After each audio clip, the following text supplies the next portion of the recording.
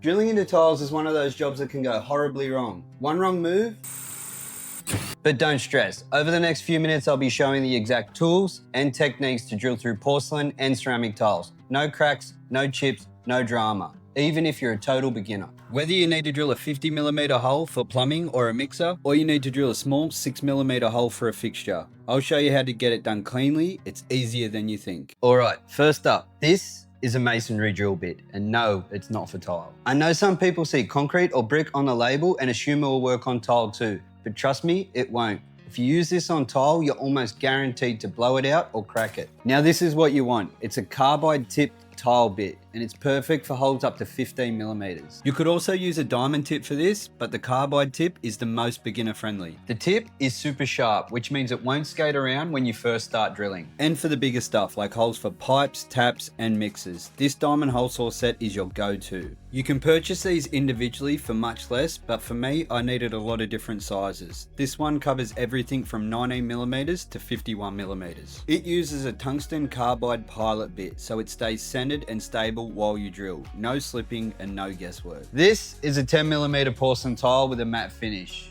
Tough, durable, and much harder to drill through. This tile is also 10mm thick. It's a glazed ceramic, it's softer, and it's much easier to drill through.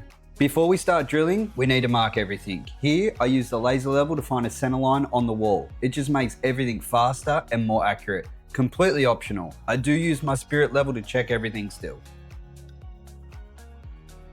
Let's talk about the drill real quick. You don't need anything fancy, just your average cordless drill. You just gotta make sure it's not on hammer mode and that you set it to a low setting when you start to drill. Before you start, make sure your drill is fully charged. I will then start the hole before using my vacuum. I've got the drill in my dominant hand and the vacuum in the other. Optional, but it helps control the dust. Use low speed, no hammer mode, and apply light pressure. Let the drill bit do the work, stay calm and steady, no rushing. Keep the bit cool with water the entire time. Heat is your worst enemy. It can burn out the bit or even crack or discolor your tiles. While we're doing this, you might as well hit that like and subscribe button. It would be appreciated. Don't make the mistake of pushing harder when you're nearly through. Just keep drilling in short bursts. Drill a bit, lift off, cool down, repeat.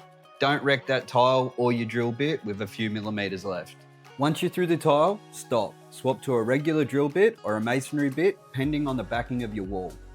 Once you're through the tile and the backing board, you just need to put your anchor and your screw in, and that hole is ready for a fixture. Now for the bigger holes, like this one for a pipe. I'm marking the center of the pipe from two different sides. Once I've got those 2 points, I use a set square to draw straight lines. Where they intersect in the center, that's where I'm going to drill my hole. You could measure it out, but I find this method is quicker and more accurate, especially when you're working around existing plumbing. Attaching the diamond bit to the tungsten tip is straightforward. You first screw the diamond bit on, and then you have 2 locking pins that attach the two together. First step, clamp that tile down. You don't want to go turning your drill into a helicopter. Begin with adding some water, then apply gentle, steady pressure.